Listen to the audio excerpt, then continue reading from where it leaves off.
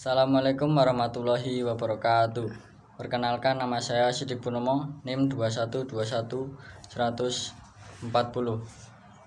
Saya akan mereview buku novel yang berjudul Milea Suara dari Dilan, karya Pidi Bait, yang diterbitkan oleh Pastil Book, tahun terbit 2018, tebal halaman 360 halaman, cetakan ke-14.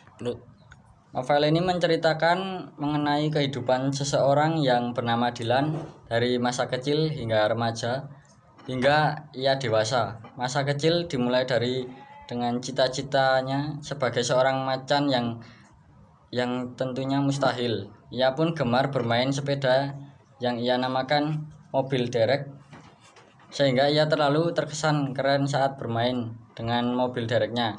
Ayah Dilan adalah seorang anggota TNI yang terpaksa jarang bertemu dengan anaknya karena mendapat tugas di luar kota. Bunda Dilan adalah seorang kepala sekolah di salah satu SMA di Bandung. Pastinya bukan kepala sekolah di SMA-nya Dilan.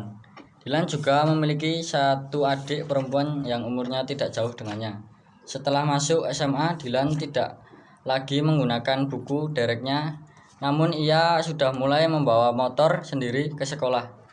Ia memiliki jabatan sebagai panglima tempur dalam geng motor, sehingga ia memiliki tugas untuk melindungi setiap anggota geng motornya. Sepulangnya sekolah, Dilan sering berkumpul bersama teman-temannya yang bernama Akeu, Bowo, Anhar, Burhan, dan lain-lain. Pacar Dilan yang bernama Lia selalu marah ketika Dilan berencana untuk bertengkar dengan geng motor lainnya karena Lia tidak ingin Dilan terluka.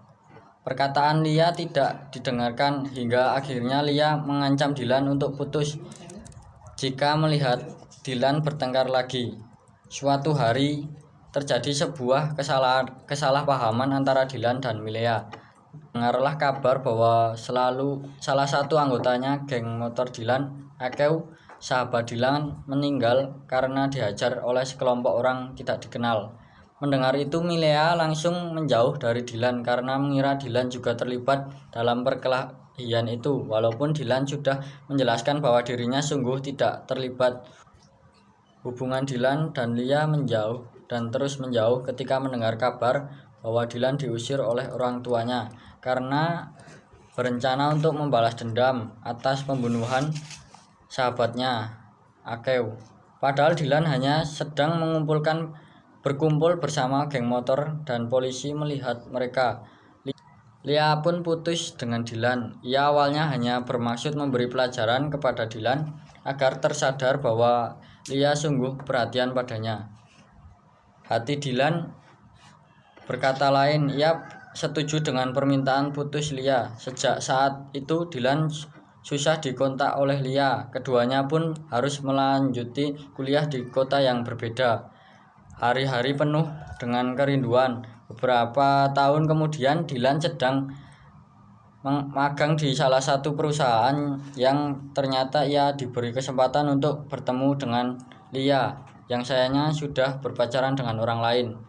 Masa-masa Dilan dan Lia berpacaran hanya dapat menjadi kenangan terindah dan mereka harus melanjutkan hidup mereka dengan pasangan lain.